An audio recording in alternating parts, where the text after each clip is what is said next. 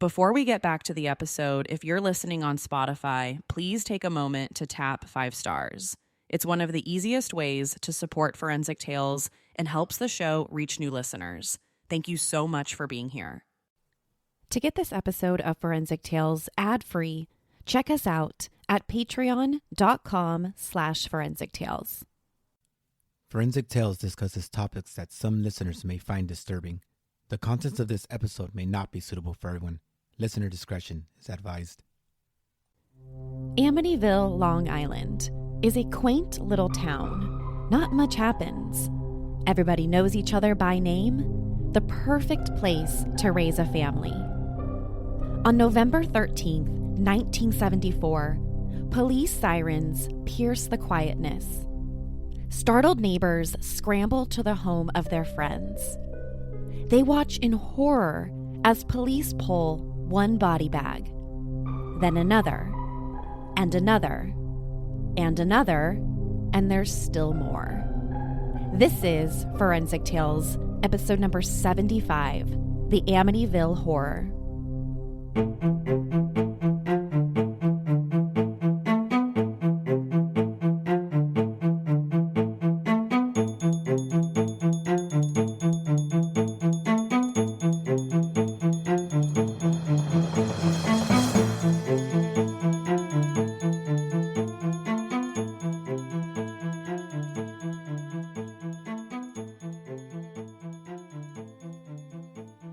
Welcome to Forensic Tales. I'm your host, Courtney Fretwell. Forensic Tales is a weekly true crime podcast covering real, spine-tingling stories with a forensic science twist. Some cases have been solved with forensic science, while others have turned cold. Every remarkable story sends us a chilling reminder that not all stories have happy endings. If you're interested in supporting the show, getting early access to weekly episodes, bonus material, ad-free episodes, merchandise, and much more, consider visiting our Patreon page at patreon.com/Forensic Tales. Another great way you can help support Forensic Tales is by leaving us a positive rating with a review, or telling friends and family who love true crime about us. Now, let's jump right into this week's story.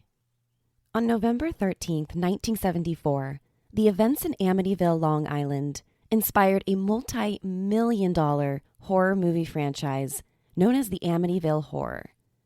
Many of us have watched at least a couple of the 16 movies in the series, but not many remember the details surrounding the murders that started it all.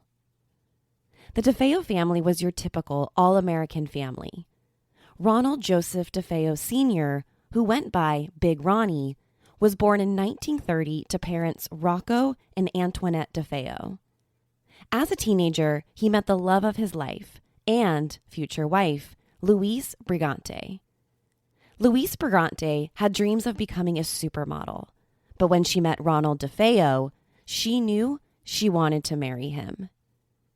The only people not too happy about their relationship were Louise's parents, Michael and Angela Brigante. They thought he was crude, loud, and bragged too much. But there wasn't anything they could do, because shortly after Ronald DeFeo met Louise Brigante, they were married. Following the marriage, Louise's parents cut all ties with their daughter. They wanted nothing to do with her or her relationship with Ronald. They disapproved of the man their daughter married. But that all changed on September 26, 1951, when Ronald Joseph DeFeo Jr. was born. The couple's first son adopted the nickname Butch. After Ronald Jr. was born, Louise's parents, the Brigantes, decided to put their disapproval of Ronald Sr. aside and be a part of their grandson's life. The Brigantes even gifted their daughter and son-in-law a brand new home to live in Amityville, Long Island. A huge, beautiful oceanfront house located at 112 Ocean Avenue. The Brigantes wanted to ensure their daughter was well taken care of. After Ronald Jr. was born, the DeFeos welcomed 4 more children. First was Dawn, next was another girl, Allison, followed by 2 boys, Mark and John Andrew. With a total of 5 children between Ronald Sr. and Louise DeFeo, their family was now complete. Those who knew the DeFeos remembered them as just your typical family. Their house in Amityville was the ideal place to raise a family. Amityville was safe, situated right near the water. It was the kind of town where everybody knew everybody. The DeFeo kids had lots of friends in the neighborhood. The kids would do sports together, participate in school activities. The youngest DeFeo, John Matthew, was the sweet one. His older brother, Mark, was the athletic one. Allison was brilliant and enjoyed puzzles. The oldest, Dawn, was the rebellious one in the family, a typical teenager girl looking to push boundaries in life. But things aren't always as they seem. The DeFeo family had secrets. Big Ronnie was known to have enemies and ties to the mafia. Rumors floated around the neighborhood that he was in the mafia, and that's why he had all his money. Big Ronnie was a big guy with a big, loud voice. Not only were there rumors swirling around that Big Ronnie was involved in the mafia, but there were rumors that he was abusive towards his wife, Louise, and their kids. He was described as being jealous of anything his wife did. Although there was an immense amount of rumors about the DeFeo family, nobody could have anticipated what would happen to them. Around 6:30 p.m. on November 13th, 1974, Ronald DeFeo Jr., a.k.a. Butch, ran into Henry's Tavern, a dive bar on the corner of Merrick Road and Ocean Avenue in Amityville. Butch runs into the bar crying out for help. He's yelling, "You've got to help me. I think my mother and father are shot." One of Butch's friends, Bobby, at the bar asks him if he's sure they've been shot. Maybe they're just asleep. Butch, who has fallen to the ground crying, begs his friend to come help. Butch begs Bobby and a couple of other patrons at the bar to follow him back to his parents' house on Ocean Avenue. As Butch and the 4 bar patrons pull up to the house at 112 Ocean Avenue, it's completely silent, except for the barking of Shaggy, the DeFeo's dog. Shaggy, who's been tied up outside the back door of the kitchen, is frantically barking and whining. The 5 men, including Butch, made their way inside of the home. It was dark and quiet. Bobby, who had been to the house many times over the years, knew exactly where the master bedroom was. After crossing the dark living room, the men made their way up the stairs to the 2nd floor. When Bobby reaches the master bedroom, he hits the light switch. He sees 43-year-old Ronald DeFeo Sr., Big Ronnie, and his wife, 43-year-old Louise DeFeo, lying face down in their bed. But they weren't asleep. They had both been shot in the back. Next to Big Ronnie and Louise's bedroom was the shared bedroom of 12-year-old Mark DeFeo and 9-year-old John DeFeo. Just like their parents, Mark and John had also been shot dead in their beds. After Mark and John, it was 18-year-old Dawn and 13-year-old Allison DeFeo. Dawn and Allison were also found lying face down in their beds, shot and killed. Amityville police are dispatched to the home after Butch and the bar patrons call 911. The police know they're responding to a shooting at the DeFeo's home, but they had no idea what they were about to walk into. As police and paramedics arrive at the home, a small crowd of neighbors and reporters begin to crowd the streets. People want to know what's going on with the DeFeos. After several hours, a body bag is brought out of the home. Then another, and another, and another, and then a smaller body bag, and then another smaller one. The coroner brought out 6 body bags from the home. Ronald DeFeo Sr., Luis, Dawn, Allison, Mark, and John Andrew were all shot and killed inside their beds.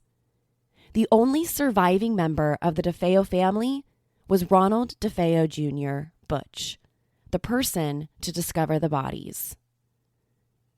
The police immediately questioned Butch about what happened that night. Being the only surviving family member, the police need to find out everything he knows and what happened when he discovered the bodies. So Butch tells Amityville police he hadn't heard from his family all day, which was unusual. He said he went over to the home to check on his family, but he couldn't get inside. He'd forgotten his keys. That's when he decided to break a window on the house's first floor. Once inside, he discovered his entire family killed. He ran out of the house and down the street to the bar, got his friend Bobby, 3 other men, and went back to the house. That's when they called 911 for the police. The entire DeFeo family dead. Introducing the brand new hit podcast, The Forgiven. The Forgiven podcast retells Bible scandals in a more modern setting, focusing on forgiveness in a cancel culture. This series will touch on forgiveness by dramatizing some of the most scandalous stories in the Bible, accompanied by scripture readings, affirmations, gospel music, and personal stories of forgiveness. The Forgiven podcast is available on Apple Podcasts or wherever you're listening right now. Also available at theforgivenpodcast.com. Subscribe today and give it a listen. The Forgiven Podcast. Prepare yourself for a forgiven experience. The entire DeFeo family were shot in bed in the same position, lying face down. There didn't appear to be any signs of a struggle, and they were all found by 23-year-old Butch. There didn't appear to be any motive in the case. Who would want to kill this entire family? The police didn't have any suspects or leads, and they had absolutely no idea who would want to do this. During the police's initial investigation, they didn't find any evidence of a break-in or a robbery. Besides the broken window that Butch used to get inside his parents' home, there wasn't any evidence of a break-in. It was like whoever did this just simply walked through the front door. There also wasn't any evidence that the murders occurred from a robbery gone wrong. In the master bedroom where Big Ronnie and Luis were found, the police, they saw some of Luis's jewelry just lying in plain view, suggesting to investigators that money or jewelry might not be the motive. Immediately after the coroner brought the body bags out of the home, investigators took Butch to the police station. Butch starts to tell investigators that the mob probably killed his family. He tells investigators that his father, Big Ronnie, was a member of the mafia. He specifically mentions his uncle, Pete DeFeo. Pete DeFeo was allegedly a member of the Genevieve crime family, one of the 5 families that dominated organized crime in New Jersey and New York. There were also rumors that Luisa's family, the Brigantes, also had ties to the mafia. Michael Brigante Sr. had ties to organized crime. He owned a Buick dealership that did some dirty work for the mob. Big Ronnie also did some work at this car dealership. He was the guy in charge of the dealership's financial accounts, the accounts that showed all of the money coming in and out of the dealership. And Big Ronnie was known to sometimes take these financial reports home with him and change some of the numbers around. There were also rumors that Big Ronnie may have been skimming money off the top of the car dealership's accounts in order to pay off his own debts, which, if true, would absolutely be a death sentence if the mob found out. The police promptly put Butch in police protective custody. The only credible lead in the DeFeo murders was some type of mob hit. So the police needed to protect Butch, the only surviving family member, until they could solve the case. If this was a mob hit, which mob was responsible? Butch gave the police a name of a Brooklyn mobster who may be responsible. At face value, this theory seems credible based on how someone killed the DeFeos. They were all shot execution style, one bullet to the back, a typical mob-style hit, right? But something about the murders didn't make sense for it to be a mob hit, and that was the children. It's practically an unwritten mob code that you don't kill children. You don't do that. Sure, you'll kill Big Ronnie, maybe his wife Louise, in some sort of mob hit, but you don't kill small children. The day after the murders, the police continue their investigation, trying to gather any information that could point them in the right direction. First, they examine the bodies.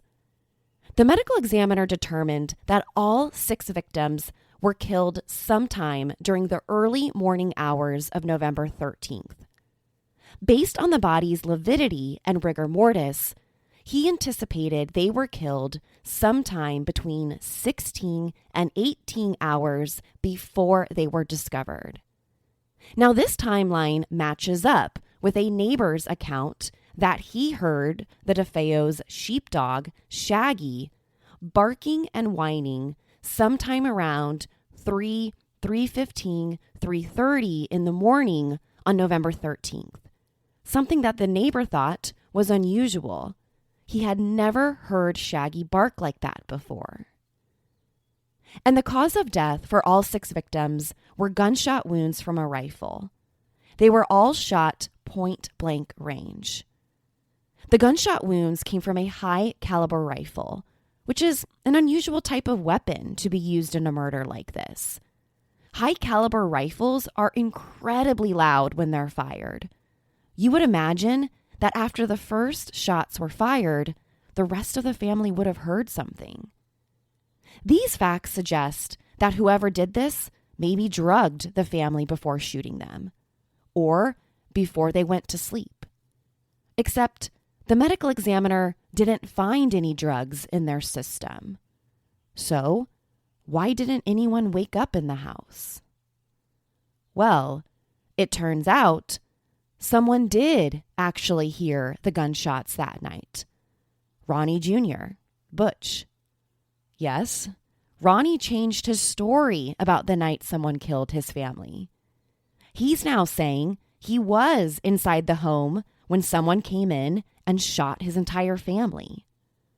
According to Butch, he was downstairs in the basement drinking, watching TV.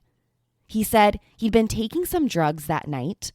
While in the basement, someone broke into the home. He then heard, quote, muffled gunshots. To him, he thought it was just a car backfiring in the neighborhood. After he heard the muffled noises, he ran up the stairs, but the intruders were gone.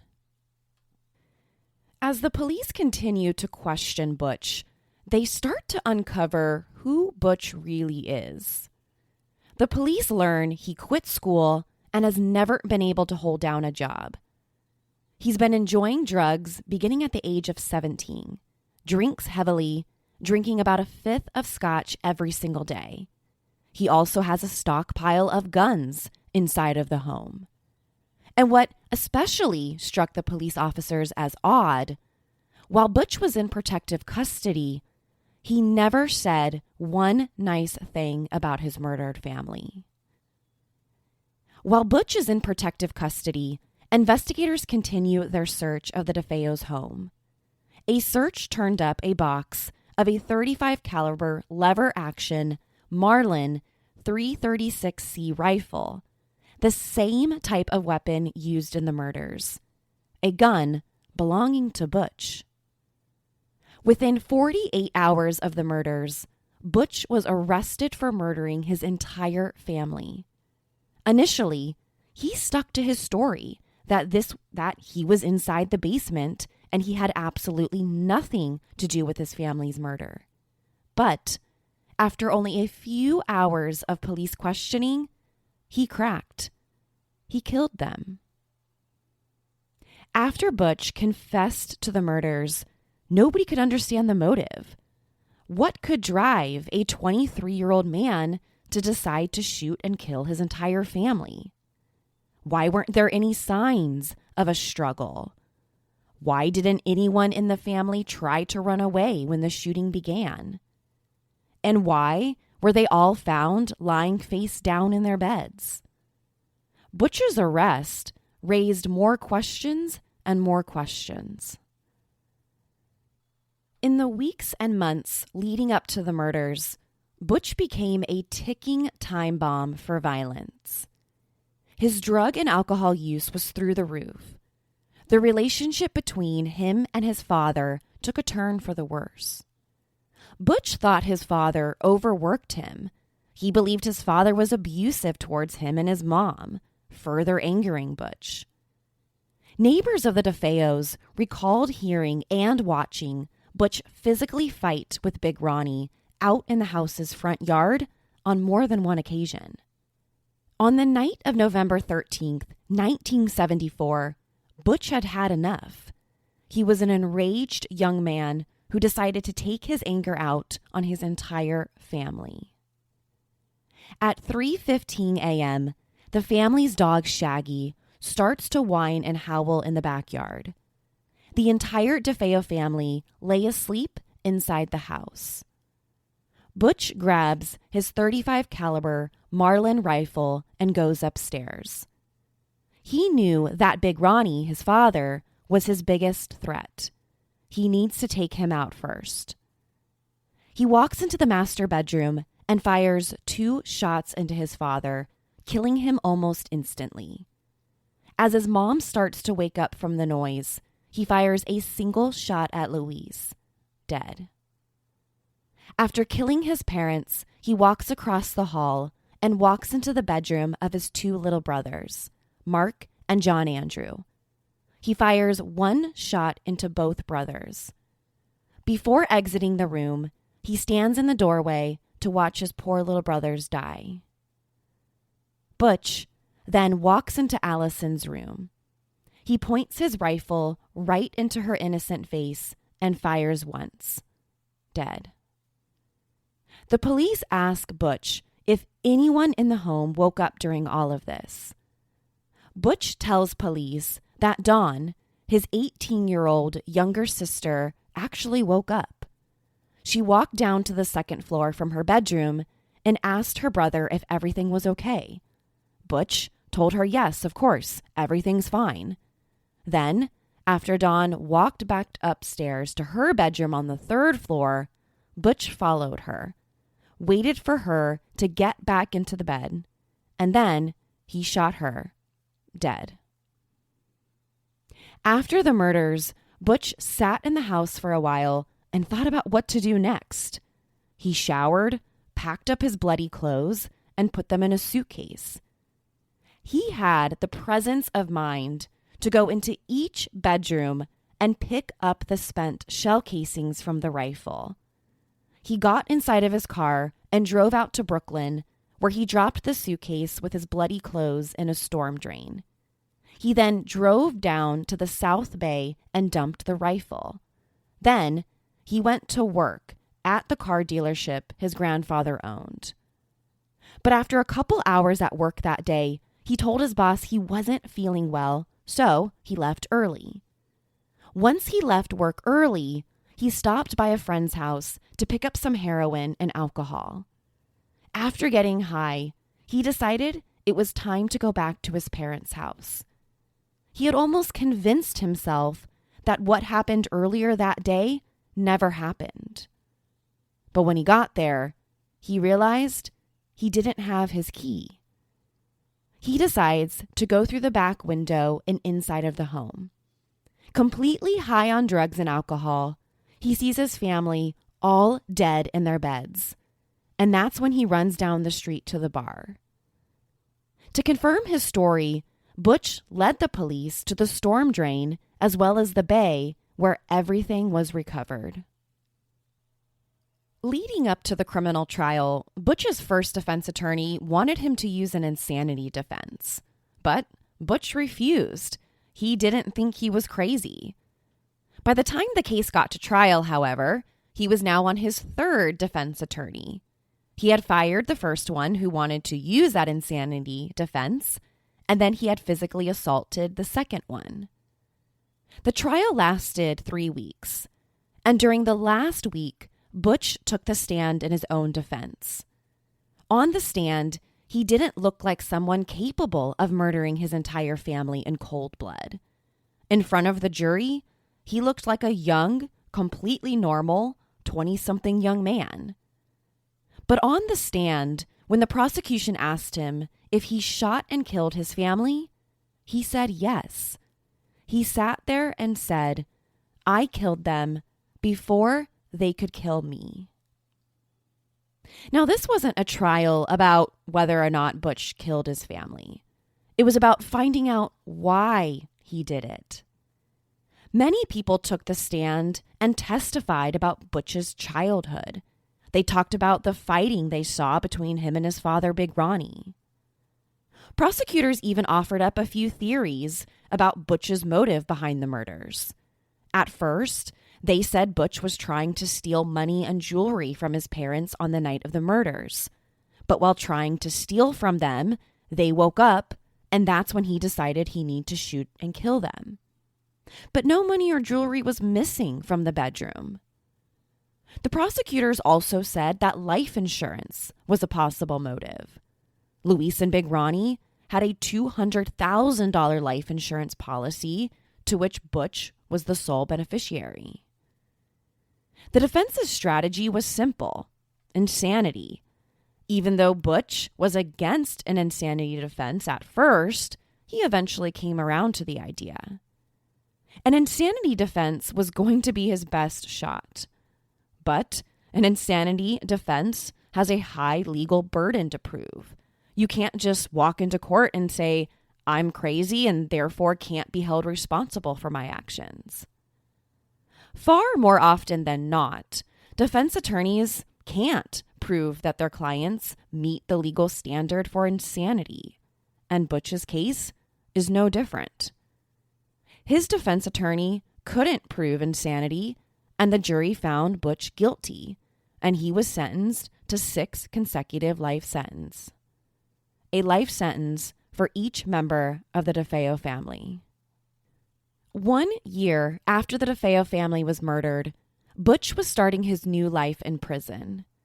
On the outside, a new family was moving into the Amityville home at 112 Ocean Avenue. Luis DeFeo's parents, the Brigantes, sold the home to the Lutz family in 1975. When George and Kathy Lutz and their 3 children moved into the home, few changes were made. All of the furniture and most of the decor that belonged to the DeFeos was still inside the home. Even the beds, they were still there. This home was a dream home for the Lutz family. It was everything they ever wanted in a home. But only 28 days after moving in, the Lutz family moved out. George and Kathy Lutz said that the house was haunted. Evil spirits or the devil possessed the home. They reported seeing black and green slime coming out of the walls. They would wake up in the middle of the night to their bedroom filled with flies. One morning, Kathy said she got up, went to the bathroom, looked in the mirror, and saw herself as an old woman, instead of the 20-something-year-old woman she actually was. George, well, he could never get warm. He was constantly freezing whenever he was inside the home. When the Lutz family came out with this idea that the home was haunted, people thought they were crazy, especially those that don't believe in the devil or they don't believe in evil spirits. But George and Kathy Lutz were incredibly convincing about what they experienced inside the home. Even people who didn't believe in those evil spirits started to believe. Right after Kathy and George Lutz moved out, a group of demonologists and psychics organized a meeting at the house around midnight on March 6, 1976. They wanted to find out that if the Lutz were actually right. According to the paranormal investigators, the house is haunted. When word spread that demonologists and psychics believed that an evil spirit lived in one of the bedrooms inside of the home, Butch's defense attorney quickly reacted. His defense attorney saw this as a golden opportunity to try and get Butch an appeal based on that, quote, "the devil made me do it," that Butch was possessed by the devil when he decided to shoot and kill his entire family that night. Unfortunately for Butch, as well as his defense attorney, this move didn't work. His appeal for a devil possession defense was immediately shot down. There are several strange things about the DeFeo family murders that nobody has ever been able to explain, not even the forensics. How come not one single person woke up? The murders were committed on 3 separate floors of the home. How could the family sleep through the sounds of a high-power rifle going off? Maybe they were experiencing some sort of mental or physical paralysis that made them unable to cry out for help or run outside. And why was every single one of the DeFeo family found lying face down in their beds?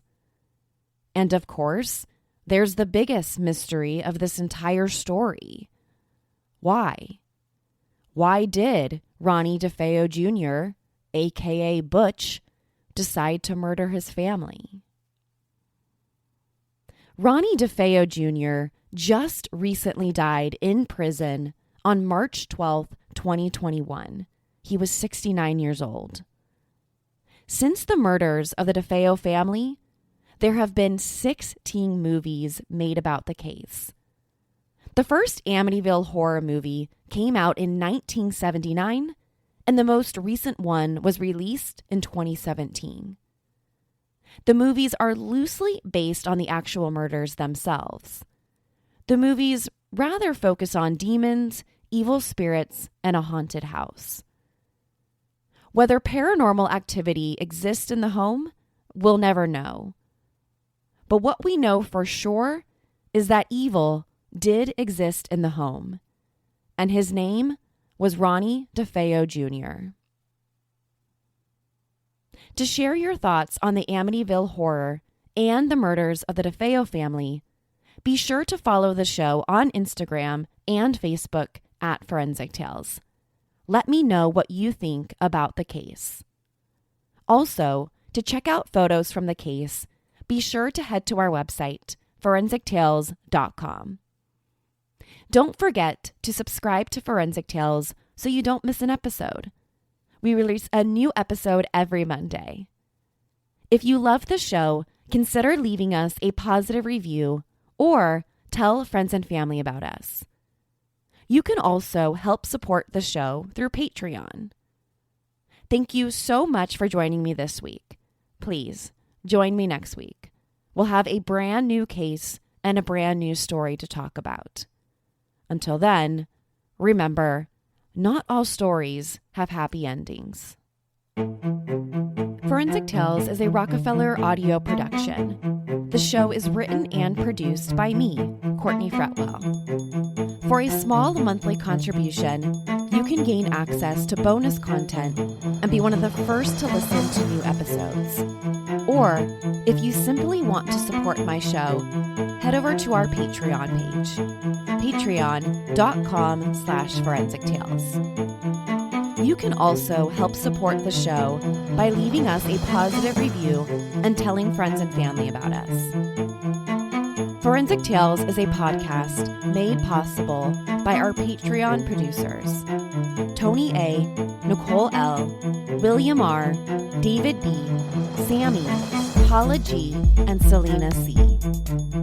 If you'd like to become a producer of the show, head over to our Patreon page or email me at Courtney@forensictales.com to find out how you can become involved.